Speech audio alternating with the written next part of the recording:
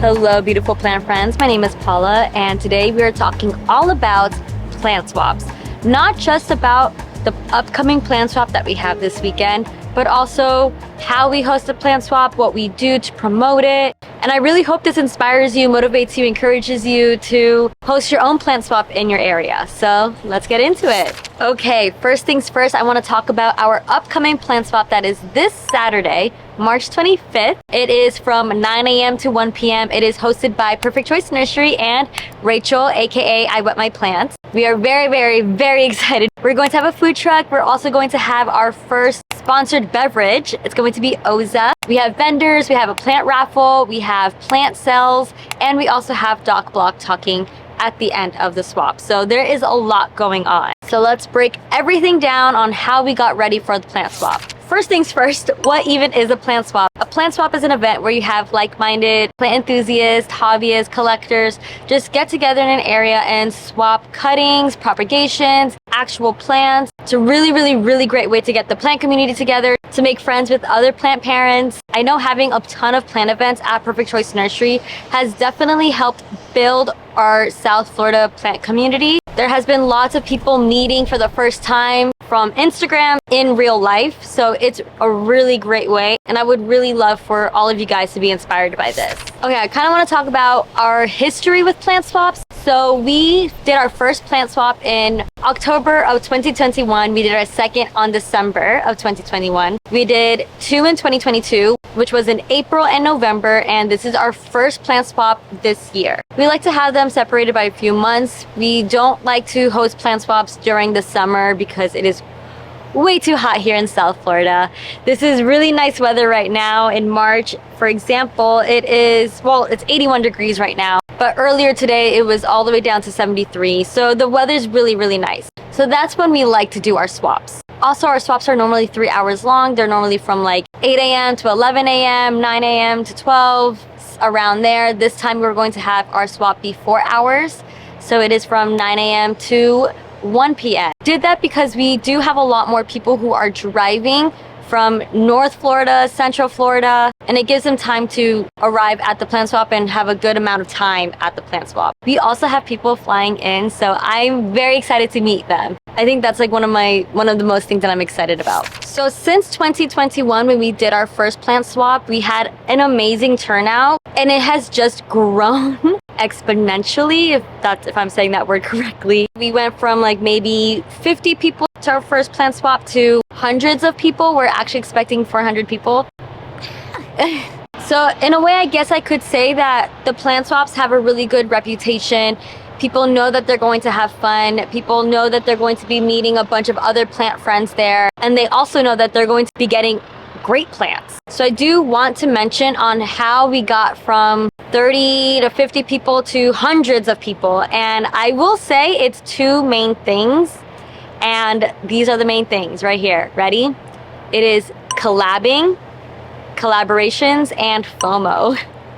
Those are the two things that you really need to focus on if you want to grow your plant event, grow your plant swap event. So I could get into that a little bit more. So let me start with collabs. If it was not for Rachel, iwetmyyplants, I don't think we'd be having hundreds and hundreds of people come to our swap. We wouldn't be having people flying to our swap or driving hours. So having Rachel be one of our collaborators has been a huge help, and I could tell you a little bit why. Not only does she organize our event, she really helps plan it, and she also promotes the heck out of it. And when I say promoting, I don't only mean reels. Rachel has made a lot of reels promoting this plant swap. She has made a lot of story posts as well to promote this plant swap. So in a way, that is great. Yes, that definitely helps. Promoting it on TikTok, promoting it on YouTube, promoting it on other social platforms is great. But what makes Rachel different is she DMs everyone personally. Yes, I said that correctly. She DMs hundreds of people personally to make sure that everyone knows about the plant swap, and she will mark yes if they're going or no if they're going. And that probably takes days, weeks, even to do that.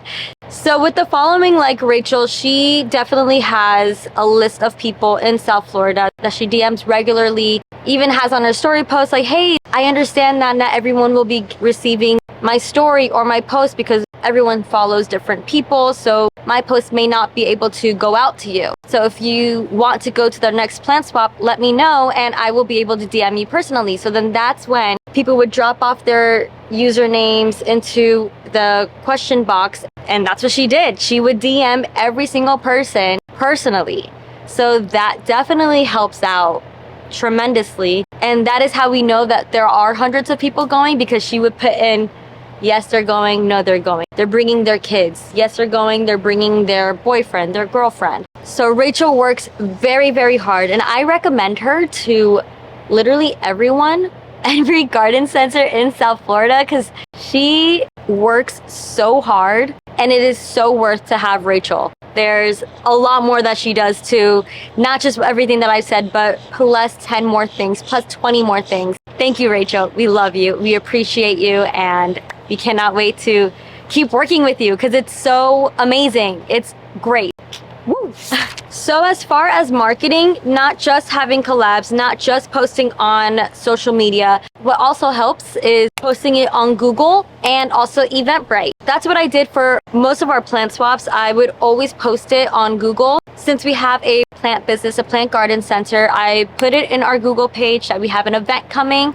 And so if anybody's ever Googling plant swap in my area, that post will come up. So that definitely helps. I also like to do an Eventbrite where I have all the information that we not only have on Instagram, because not everybody is on a social media platform. So having marketing outside of that is also very, very important. The Eventbrite definitely helps with that too. Which brings me to the next topic. And yes, and it is of course all about promoting, showing your Instagram reels, on your stories that you're having this event. But what is the main thing that you need to focus on when you're posting your event on social media? It's not just about, we're having this event, please come. It is literally all about this, and this is something that I think is very, very important and really, really helps with promoting.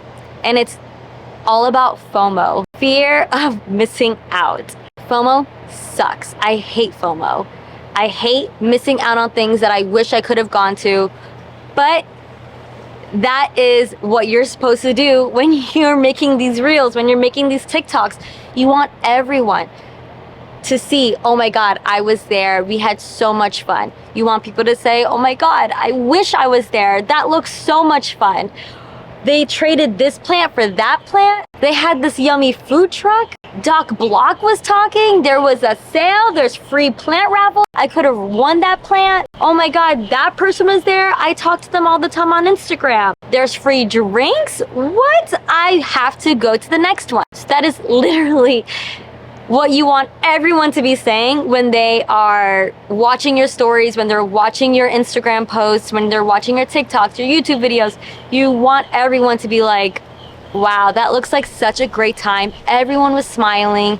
I have to go to the next one. It's not really only about like, hey, look at this event that we have here. It's like, no, show people smiling. Show people hugging each other, high-fiving each other, swapping, because that's really what it's about. You have to kind of show everything that is good. You just have to show all of that stuff.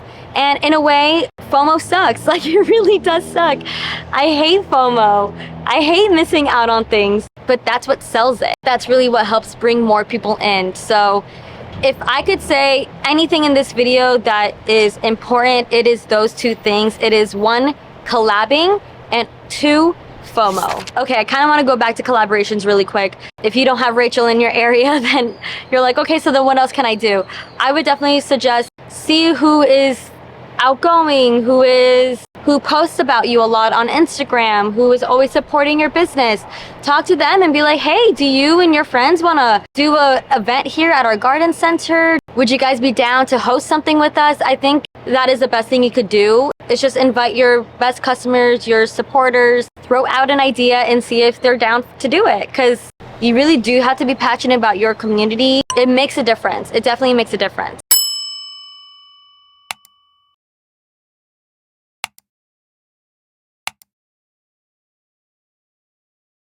So with these events, we also end up doing a lot of free things, giving away a lot of free things. So in a way, we do have to sacrifice a lot. for these events for our customers, but at the end of the day, it is so worth it because everyone is just so happy and they just want to come back to your next event because of how well they were treated. So it's definitely a sacrifice, I would say. In the beginning, we would buy the champagne and orange juices to make mimosas. We would buy donuts. We would buy Cuban sandwiches and pastries and stuff, the croquetas. So it is a sacrifice, but now that we've done so many, there are people that are willing to chip in. For example, in our last swap, we had someone bring in empanadas for everyone. Like, that was very sweet. Now we have a food truck this upcoming plant swap. Now we have a sponsored drink that is going to be able to provide drinks for everyone. But to get to that point, we had to make sacrifices in the beginning. What we also do is plant raffles and sales at our garden center. With the plant raffles, we are going to be doing one every single hour, so that would make people want to stay for the event. That would make people want to hang out just a little longer because they're going to be calling out my number soon so I could win that plant, you know? And also with the sale, it would also encourage people to shop at your garden center. We've actually had people come to the swap, not have anything to swap, so they would buy a plant at our garden center so they could swap it for another plant. So we've had people do that, so that's a thing. So it ends up working out. And again, you don't have to own a garden center to host a plant swap. You're just a regular Joe that wants to host a plant swap. Reach out to your local garden center and see, hey, is it okay that we collab together and host a plant swap together? You could also do it at a local park, at your local coffee shop. There's so many ways to go about it. You could literally have plant swaps anywhere. Oh, and also, there is no right or wrong way to do a plant swap. I know there's always a ton of questions on how do you swap? How do you trade? But there really isn't a wrong way. Everyone does it differently. For example, we have a freebie table. We also have people setting up blankets on the floor, or they have their own setup on their table and they trade from there. There's people that are walking around just checking out the plants, seeing if they want to trade this for that, that for this. And it's honestly pretty simple. No right or wrong way. So just do it, guys. Just do it. I feel like I pretty much said as much as I could about the plant swap, on how we host our plant swap, our upcoming plant swap, and hopefully it gives you guys a few ideas on how to host your own plant swap in your area, in your garden center, and every single plant enthusiast that wants to build their community in their area. So I really, really hope this helps you guys out just a little bit. All right, I think that's pretty much it though. If you guys have any questions, please comment down below and I could try to answer as well as I can. So thank you guys so much for watching, and I will, wait, I'll see you guys at our next plant swap recap. So that will be next week. And all right, that is it. Thanks for watching and have a great day. Bye.